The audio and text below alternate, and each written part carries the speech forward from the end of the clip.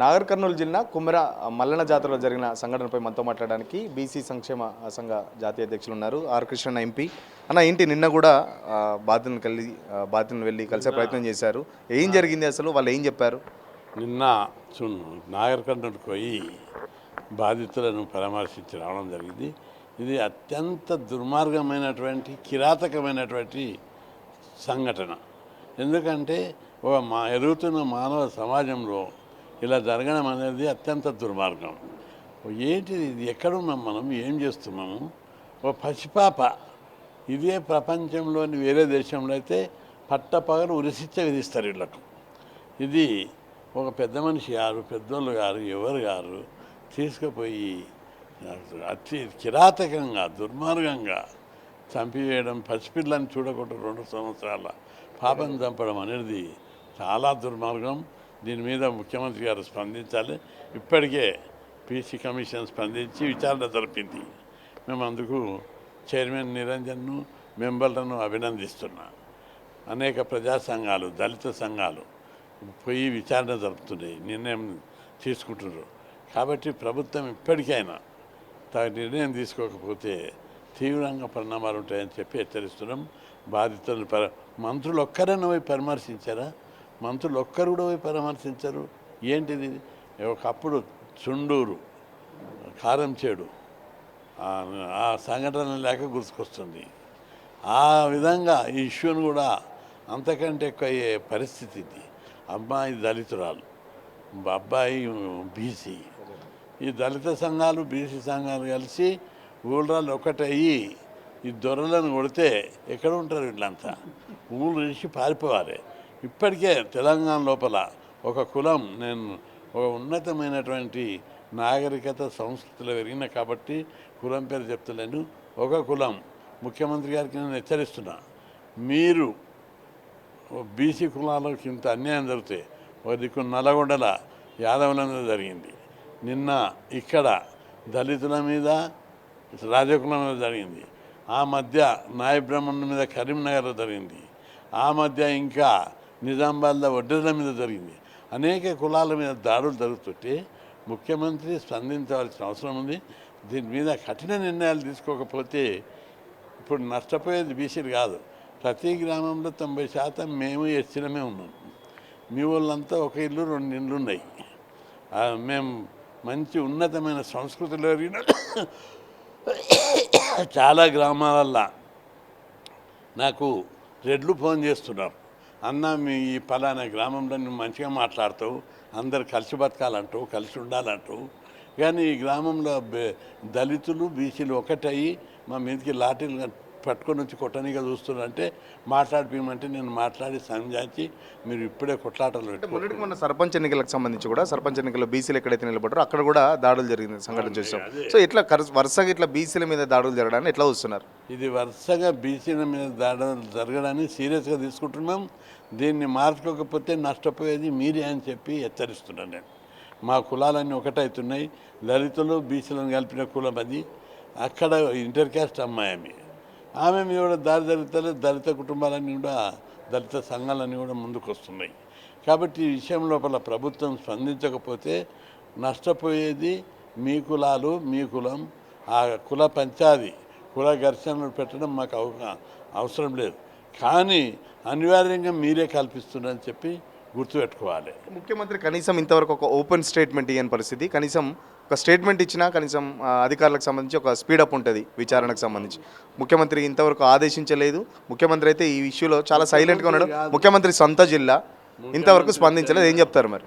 ముఖ్యమంత్రి సొంత జిల్లా, సొంత ఏరియాకు దగ్గర ఉంది ఆయన ఊరికి, ఆయన స్పందించలేదు, పోలేదు, కనీసం ఒక మంత్రిని కూడా పంపలేదు. కేవలం అధికారుల మీద వదిలిపెట్టిండు. ఇది చాలా తీవ్రమైన విషయం. నీరుకొండ, చండూరు, అప్పుడు జరిగిన పెద్ద పెద్ద ఇన్సిడెంట్, నీరుకొండ, కారంచేడు, చుండూరు, ఇంకా అనేక చోట్ల ఇట్లా దళితుల మీద బీచ్ల మీద దాడులు జరిగినాయి అగ్రకులాలయ్యి. అట్లాంటి సంఘటన అవుతుంది. అప్పుడు ఏమైనా ప్రభుత్వాలే కూలిపోయినాయి. ఇప్పుడు కూడా ఆ పరిస్థితి ఏర్పడుతుందని చెప్పి ఇది ప్రజల్లోనికి తీసుకెళ్తామని హెచ్చరిస్తున్నాం. ఏం చెప్తారు సార్, మీరేం చెప్తారు? స్వాతంత్రం వచ్చి దాదాపు 70 ఏళ్ళు అయింది. 70 ఏళ్ళ తర్వాత కూడా గుళ్ళోకి వస్తే కొట్టడం కానీ, లేకపోతే ఇట్లా ఒక 2 నెలల పసిపాపను కాలుతుంది అంతే చనిపోయిన సంఘటన ఏమనిపిస్తుంది? మొట్టమొదలు నేను ముఖ్యమంత్రి గారికి చెప్తా, మీరు ప్రతిపక్ష నాయకుడు ఉన్నప్పుడు రోడ్ల మీద తిరిగిరు, నాలాల పొంటి రోడ్ల పొంటి ఇగో గత ప్రభుత్వం నాసిరకమైన రోడ్లు వేసిందని మీరు రోడ్ల పొంటి తిరిగిరు. కానీ మీరు అధికారంలోకి వచ్చినాక రోడ్ల పొంటి తిరగట్లేరు. మీరు మొత్తం పెద్ద పెద్ద మేడలు ఉన్నారు, మీరు సెటిల్మెంట్లు చేసుకుంటా, రియల్ ఎస్టేట్ చేసుకుంటా. అంతకుముందు గత ప్రభుత్వాన్ని ఇదే ముఖ్యమంత్రి అన్నాడు చీకటి జియోలు తీసిందని చెప్పింది ఇదే ముఖ్యమంత్రి. మరి బయట పెట్టమంటున్నాం మేము ఈ ముఖ్యమంత్రిని. గత ప్రభుత్వం తీసిన చీకటి జియోలు ఏవైతే ల్యాండ్కి సంబంధించి ఉన్నాయో ఈ ముఖ్యమంత్రిని బయట పెట్టండి మీకు ధైర్యం ఉంటే. అంటే ఎందుకు ఇది అంతా చెప్తున్నా అంటే, వెనకటికో స్టోరీ ఉండేది. 64వ శతాబ్దంలో నీరో అని ఒక రోమ్ చక్రవర్తి ఉండేటోడు సొంత ప్రజల్ని తగలబెట్టిండంట గోల్డెన్ ప్యాలెస్ కట్టడానికి. ఈరోజు జరిగిన సంఘటన అట్లాంటిదే. ఈ రాష్ట్ర ముఖ్యమంత్రి బీసీ ఎస్సీ ఎస్టీని తగలబెడుతుండు. మొత్తం వాళ్ళని తగలబెట్టి ఆయన పెద్ద పెద్ద విగ్రహాలు పెడతా అంటుండు. ఆయన వాళ్ళని హైడ్రాన సంస్థను తెచ్చి బీసీల బతుకులు కూలుస్తుండు. ఇవాళ మనం చూస్తే నిన్న కృష్ణన్న నాయకత్వంలో మేము ఆ కుమ్మేర గ్రామానికి వెళ్ళడం జరిగింది. 50 బండ్లు 500 మందితోటి. మేము ఎందుకు వెళ్ళినామంటే ఒక 2 నెలల పసి కందుని నిర్దాక్షిణ్యంగా గ్రామంలో 100 రూపాయల టికెట్ కోసం ఆ పాపని వాళ్ళ కాళ్ళ దగ్గర పెట్టి, ఆ మౌనిక అన్న అమ్మాయి మా భర్తను కొట్టొద్దు, మీరు మా భర్తను కొట్టొద్దు అని పెడితే నిర్దాక్షిణ్యంగా తొక్కి చంపిరు ఆ పాపని. ఎఫ్ఐఆర్లో కూడా పెట్టలే, ఆ పాపను దొక్కిరని అది కూడా అవాయిడ్ చేయించారు ఎఫ్ఐఆర్లో పెట్టకుండా. తర్వాత ఇప్పుడు యాడైంది ఆమె మరణానికి ఇది కారణమని అన్ని తప్పుడు ఎఫ్ఐఆర్లు పెట్టించి, అంటే ఆ పాప మరణానికి ఆమె లోపల ఆర్గన్స్ డ్యామేజ్ కాలేవని అట్లాంటి తప్పుడు ఎఫ్ఐఆర్ల తప్పుడు నివేదికలు, మాకు టైం పడుతుంది పోస్ట్ మార్టం రిపోర్ట్ రావడానికి, ఇట్లాంటి అన్ని తప్పుడు రావడంతోటి ముఖ్యమంత్రి మైక్రో మేనేజ్ చేస్తుండు. ముఖ్యమంత్రి అనుకుంటారు మీరు మైక్రో మేనేజ్ చేయొచ్చని, కానీ మేము మొత్తం రాష్ట్ర ప్రజలంతా కూడా అబ్జర్వ్ చేస్తున్నారు. ఈ ముఖ్యమంత్రి 2 ఏళ్ల నుండి ఆర్ కృష్ణన్న గారు పోరాడుతున్నారు. కామారెడ్డి డిక్లరేషన్లో మీరు ఏదైతే బీసీ ఎజెండా పెట్టిరో, ఒక బీసీ ముఖ్యమంత్రి సిద్ధరామయ్యని తీసుకొచ్చారు కర్ణాటక నుండి ప్రజల్ని నమ్మడానికి. సిద్ధరామయ్య మీద మీకు గౌరవం ఉంటే ఈ రాష్ట్ర ముఖ్యమంత్రికి చెప్తున్నా, మీ ముఖ్యమంత్రి ఆయన పక్క ముఖ్యమంత్రి, ఒక బీసీ ముఖ్యమంత్రి మీద మీకు గౌరవం ఉంటే కామారెడ్డి డిక్లరేషన్ అమలు చేయాలి మీరు వెంటనే. ఆ డిక్లరేషన్ కోసం జక్కని సంజయన ఒక పిల్లగాడు అక్కడ శంకరపట్నంలో ఉంటాడు, కరీంనగర్ జిల్లాలో అమరణ దీక్ష చేస్తే ఈ ముఖ్యమంత్రి కనీసం అధికారులను పంపలేడు, ఒక మంత్రి కూడా పోలేడు. చావు బతుకుల మధ్య ఉంటే మేమేనని పోయి ప్రైవేట్ హాస్పిటల్లో జాయిన్ చేసి ప్రాణాలు కాపాడుకొని అక్కడ కాంగ్రెస్ వాళ్ళకి ఫోన్లు చేస్తే 3 రోజులు అప్పుడు కులగణన చేసి ఈ రాష్ట్ర ప్రభుత్వం, అది కూడా బీసీల జనాభా తగ్గించి. ముఖ్యమంత్రి వచ్చినాక బీసీల మీద దాడి జరుగుతుంది. ఇదే ముఖ్యమంత్రి అంటాడు ఇంగ్లీష్ మీడియం ఎందుకు, ఇంగ్లీష్ మీడియం కమ్యూనికేషన్ ఎందుకని. కానీ హార్వర్డ్కి పోతాడు ఆయన, ఇదే ముఖ్యమంత్రి. ఇంగ్లీష్ వాళ్ళు వచ్చి ఇక్కడ చెన్నైలో పెద్ద లైబ్రరీ పెట్టిరు, అడ్యార్ లైబ్రరీ అని, భారతదేశం మీద రీసెర్చ్ చేయడానికి. ఈయననేమో హార్వర్డ్కి పోతాడు. ముఖ్యమంత్రి గారు మీరు రండి, అడిగి పోండి, చెన్నైకి పోండి, ఇంగ్లీష్ వాళ్ళు వచ్చి అక్కడ పెట్టిరు అడ్యార్ రీసెర్చ్ సెంటర్ లైబ్రరీ, ఫస్ట్ అక్కడ చదవండి మీరు, ఉస్మానియాని అట్లా తీర్చిదిద్దండి. విదేశీయులు వచ్చి ఇక్కడ లైబ్రరీలు పెడుతుంటే మీరేమో అటుపోతుర్రు, మీకు తెలుసో తెలియదో నాకు తెలియదు, మీరు చరిత్ర చదవండి. విదేశీయులు వచ్చి హోమ్ రూల్ కావాలని చెప్పిరు, మీరేమో విదేశాలకు పోతురు ఇంగ్లీష్ మీడియం వద్దని. ఇంకో పక్క కుక్కల గురించి మాట్లాడతారు, ఈ రాష్ట్రంలో కుక్కల్ని ఎవరు పట్టించుకోవట్లేరని. రండి, ఒక పసి పాపని చంపిరు, తొక్కి చంపిరు. మొన్నటికి మొన్న గాజుల సౌమ్యనంటే ఆమె చచ్చిపోయింది. ముఖ్యమంత్రి ఇప్పటివరకు వాళ్ళ కుటుంబాన్ని పరామర్శించలే. గంజాయి మాఫియా మీద ముఖ్యమంత్రి తగలబెట్టాల్సింది బీసీ ఎస్సీ ఎస్టీ కొంపలు కాదు, గంజాయి మాఫియాని తగలబెట్టాడు మీరు. ఎల్సాల్వేడర్ అధ్యక్షుడు ఆయన కొకేన్ మాఫియా కోసం ప్రత్యేక జైలు పెట్టిండు. ఒక జైల్లో 100 మందిని ఖైదీల్ని కొకేన్ మాఫియా పెట్టేటట్టు మన బీసీఎస్సీ హాస్టల్ మీరు చూడండి, ఒక రూమ్లో 30 మంది పిల్లలు. ముఖ్యమంత్రి అక్కడ ఖైదీలను పెట్టినట్టు ఇక్కడ వీళ్ళని కనీసం పట్టించుకోవట్లేదు. ప్రతి బీసీఎస్సీ హాస్టల్లో తిండి ఫుడ్ పాయిజనింగ్ చచ్చిపోతురు. కనీస అవగాహన లేదు ఈ ముఖ్యమంత్రికి అడ్మినిస్ట్రేషన్ పైన. ఈ కుటుంబానికి ఏం న్యాయం చేస్తారు? మేము మాత్రము ముఖ్యమంత్రికి చెప్తున్నాం, పోయి ఆ కుటుంబాన్ని పరామర్శించండి. మీరు పోరాడాల్సింది. ముఖ్యమంత్రి గారు చెప్తుంటారు మీటింగ్లకు పోయినప్పుడు, రామాయణం మహాభారతం నుండి తీసుకొని కొన్ని సంఘటనలు చెప్తుంటాడు ఆయన. హనుమంతుడు లంకను తగలబెట్టిండు, అధర్మాన్ని తగలబెట్టిండు. మీరు ఇట్లాంటి గంజాయి మాఫియాలు, కొకేన్ మాఫియాలు, గత ప్రభుత్వం ఏం చేసిండ్రు? మీరు కేటీఆర్ గారు ఇక్కడ కొకేన్ మాఫియా, ఇక్కడ ఫిలిం ఇండస్ట్రీలో కొకేన్ గురించి సిట్ ఏర్పాటు చేసినప్పుడు ఈ ముఖ్యమంత్రి కదా ప్రశ్నించింది, అరెస్ట్ ఎందుకు జరగడం లేదని తీయండి, ఆ సిట్ విచారణ తీయండి. ఆ రోజు ఏమైందో, మీరు అధికారంలోకి వస్తే ఫిలిం ఇండస్ట్రీలో ఉన్న కొకేన్ మాఫియా గురించి తీస్తా అన్నారు. మరి ముఖ్యమంత్రి ఇప్పటివరకు దాని మీద స్పందన లేదు. వాటి మీద ఎట్లా ఉంది? నిన్న కుమ్మరికి వెళ్ళారు కదా, బాధిత కుటుంబంతో మాట్లాడారా, లేకపోతే బాధితులు ఏమన్నారు, ఏం షేర్ చేసుకున్నారు మీతోని? అసలు సంఘటనకు సంబంధించి ఏం చెప్పారు? నిన్న కుమ్మేరకు వెళ్ళడానికి కారణం ఏంటిదంటే రాష్ట్రంలో వరుసగా దాడులు జరుగుతున్నాయి బీసీల పైన. సాయిశ్వరాచారి కావచ్చు, గాజుల సౌమ్య కావచ్చు, జక్కని సంజయ్ కావచ్చు, ఈరోజు ఈ బాధితులు సౌమ్య కావచ్చు, ఈ రజక కుటుంబం గురించి మేము వెళ్ళడం జరిగింది మొత్తం. అయితే అక్కడ విపరీతమైన జనం ఉన్నారు కానీ కేసులు మాత్రం ముగ్గురు మీద పెట్టిరు. ఆర్ కృష్ణన్న వెళ్తుండని తెలిసి ఆర్ కృష్ణన్న నాయకత్వంలో మొన్న మేము ప్రెస్ మీట్ పెట్టడం జరిగింది.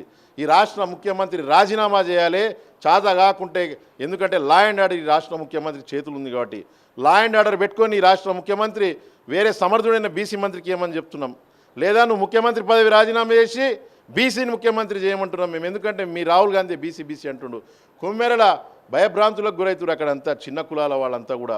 మేము ధైర్యం చెప్పడానికి 50 కార్ల కాన్వాయ్ తీసుకుపోయి ఆర్ కృష్ణ నాయకత్వంలో ఆ కుటుంబానికి, ఆ తల్లికి మేము మద్దతు ఇవ్వడం జరిగింది, వాళ్ళకి ధైర్యం ఇవ్వడం జరిగింది. కృష్ణన్న గారు ఉపన్యాసం ఇవ్వడం జరిగింది. కృష్ణన్న తర్వాత ఇతర నాయకులు కూడా రావడం జరిగింది. దారి పొడవునా ప్రతి గ్రామంలో కృష్ణన్నని గ్రామాల ప్రజలంతా కూడా రిసీవ్ చేసుకున్నారు. గొప్ప నాయకుడు ఆర్ కృష్ణన్న. ఆయన ఇక్కడికి రావడం చాలా మా బీసీలకి ఎంతో ధైర్యాన్ని ఇచ్చినట్టు అయిందని. కృష్ణన్న వెళ్ళి బీసీలకు ఒక రక్షణ చట్టం కావాలి, ఎట్లయితే ఆంధ్రాలో కృష్ణన్న పెట్టిస్తున్నారో చంద్రబాబు నాయుడు గారు ఇప్పుడు ఈరోజు ఆ కమిటీ వేసి డ్రాఫ్ట్ బిల్లు తయారు చేసిరు, బీసీ రక్షణ చట్టం. కృష్ణన్న గారు వెళ్ళి బీసీలకు ఒక రక్షణ చట్టం ఇవ్వాలి, ఇక్కడ బీసీల మీద వరుస దాడులు జరుగుతున్నాయని కృష్ణన్న గారు చెప్పడం జరిగింది.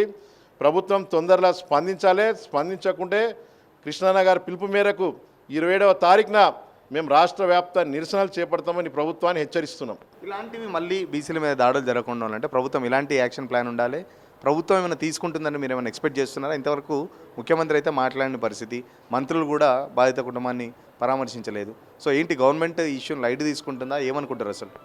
ప్రభుత్వం ఏమనుకుంటుందంటే బీసీలతో ఏమవుతుందని అనుకుంటుంది ప్రభుత్వం. బీసీలు అంటే గౌరవం లేదు ప్రభుత్వానికి. ముఖ్యమంత్రి స్పీచ్లు చూస్తే ఆయన చెప్తుండు ఈ రాష్ట్రంలో ఏ కోటా ఉండదు, మెరిట్ కోటా అంటుంది ముఖ్యమంత్రి గారు. అంటే ఆయన మాటలు చూడండి, అవహేళన చేస్తున్నారు.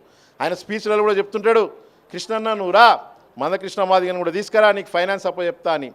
అంటే అవహేళన దేని గురించి చేస్తున్నారు? మెరిట్ వ్యవస్థను తిట్టిపిస్తాడా రెడ్డి జాగృతితో ముఖ్యమంత్రి? ఏమంటారు? బీసీలకు మెరిట్ లేదు, వ్యవస్థ ఖరాబ్ అవుతుందంటారు. మరి లక్షల కోట్లు దోచుకోవడమా మెరిట్ వ్యవస్థ అని అడుగుతున్నాను నేను ముఖ్యమంత్రిని. మీరేం చేస్తున్నారు? గత ముఖ్యమంత్రి ఆయన కొన్ని లక్షల కోట్లు మిగులు బడ్జెట్ ఉన్న రాష్ట్రంలో లక్షల కోట్లు అప్పులు చేస్తే ఈ రాష్ట్ర ముఖ్యమంత్రి ఏం చేస్తుండు? ఈయన కూడా లక్షల కోట్లు అప్పు చేస్తుండు. పాఠశాలలు మూసేస్తున్నారు. ఇదేనా మీ మెరిట్ వ్యవస్థ? మందు షాపులు తెలుస్తున్నారు మీరు. మందు షాపులు మూసి పాఠశాలలు తెలవారు కానీ మీరు మెరిట్కి డెఫినేషన్ ఏంటి అని అడుగుతున్నాయి ముఖ్యమంత్రిని. రెచ్చగొట్టే ప్రసంగాలు చేసుకుంటా మీ కుల సంఘాలతోటి రెచ్చగొట్టే ప్రసంగాలు చేసుకుంటే ఈ ముఖ్యమంత్రి రాష్ట్ర సీఎం కంటే ఒక కుల సంఘ నాయకుడిగానే ఈయన పనిచేస్తుందని మాకు అనిపిస్తుంది. ఈరోజు ఈ దాడులు చూస్తుంటే ఆయననే ఇంగ్లీష్ మీడియం మీద ఆ రెడ్డి జాగృతితో ఇష్టం వచ్చినట్టు, మెరిట్ లేదు కులాలకని ఇష్టం వచ్చినట్టు మీరే తెలుసుకోవాలి. నేను యావత్ బీసీ ప్రజలకు అడుగుతున్నాను, ఇట్లా లక్షల కోట్ల అప్పులు చేసేటోళ్ళ మెరిట్ వ్యవస్థ అంటే? 2 కులాలకు మీరు అప్పచెప్పారు అధికారాన్ని, వాళ్ళు ఎన్ని లక్షల కోట్లు మీ ఇంట్లోనే అప్పులు కాదు, మీ రాష్ట్రంలో వాళ్ళు చేసిన అప్పులు కూడా మీ మీద మోపుతున్నారు. ఇవాళ వాళ్ళ ఇళ్ళలో అప్పులు లేవు, వాళ్ళ అఫిడవిట్లు చూడండి, 100 కోట్లు ఉన్నాయి వాళ్ళ అఫిడవిట్లు చూడండి, వాళ్ళ పాస్పోర్ట్లు చూడండి, ఎన్నో కంట్రీలకు టూర్లు వేసారు విదేశాలకి. బాధాకరం ఏంటంటే ఎలక్షన్ కమిషన్ ఇంకా ప్రతి రాజకీయ నాయకుడి పాస్పోర్ట్ డీటెయిల్స్ ఇవ్వాలని ఇప్పటివరకు చెప్పలేదు. చెప్తే తెలుస్తుంది ఇలా భాగవతం ఎన్ని దేశాలు తిరిగిరో. మనోళ్ళేమో ఆత్మహత్యలు చేసుకొని హాస్పిటల్ పాలవుతురు, కుల వివక్ష ఎదుర్కొంటుంటే వాళ్ళ పాస్పోర్ట్ డీటెయిల్స్ పెట్టే ధైర్యం కూడా ఇంకా చేయట్లేరు. కాబట్టి యావత్ ప్రజలు మీరు ఓటేసేటప్పుడు ప్రతి రాజకీయ నాయకుడి పాస్పోర్ట్ మీరు తీసుకోండి. బీసీ ప్రజలారా నమ్మకండి, ఇట్లాంటి ముఖ్యమంత్రులు ఎన్నుకోకండి. ఖచ్చితంగా కుమ్మెరిలో జరిగిన దాడికి సంబంధించి అయితే చాలా ఘోరమైన సంఘటన. నిన్న ఆర్ కృష్ణ నాయకత్వంలో కూడా పెద్ద ఎత్తున బీసీ సంఘాలు అందరం కుమ్మెరకు వెళ్ళాం, బాధిత కుటుంబాన్ని పరామర్శించాం. అక్కడ గ్రామస్తులంతా చాలా బిక్కుబిక్కుమంటున్న పరిస్థితి. ఏ క్షణంలో ఏం జరుగుతుందని చెప్పేసి కూడా మళ్ళీ అగ్రవర్ణాలకు సంబంధించి ఏదైనా దాడులు జరుగుతాయన్న భయంలో వాళ్ళైతే బతుకుతున్న పరిస్థితి. సో వాళ్ళకైతే పెద్ద ఎత్తున ధైర్యం ఇచ్చాం. ముఖ్యమంత్రి ఇప్పటి వరకు స్పందించలేదు, కనీసం ఒక మంత్రి కూడా వెళ్ళి బాధిత కుటుంబాన్ని పరామర్శించలేదంటే ముఖ్యమంత్రి బీసీల పట్ల ఉన్న ఆ శ్రద్ధ ఏంటో అర్థమవుతుంది. కాంగ్రెస్ ప్రభుత్వానికి బీసీల పట్ల ఉన్న ప్రేమేంటో ఈ ఒక్క సంఘటనతో అర్థమవుతుంది. గతంలో కూడా చాలా సంఘటనలో బీసీలకు సంబంధించి దాడులు జరిగాయి. సో ఇప్పటి నుంచి ఊరుకునేది లేదు, దాడులకు ప్రతి దాడులు కూడా చేసి చూపెడతామని చెప్పేసి చెప్తున్న పరిస్థితి. ఇప్పటికైనా ప్రభుత్వం స్పందించి బాధిత కుటుంబానికి న్యాయం చేయాలని చెప్పేసి ఆర్ కృష్ణ కోరుతున్న పరిస్థితి. వీడియో జర్నలిస్ట్ సతీష్తో సురేష్ తెలుగు కోసం హైదరాబాద్. అసలైన తొలి వెలుగు. ఫాలో వాట్సాప్ @తొలి వెలుగు official.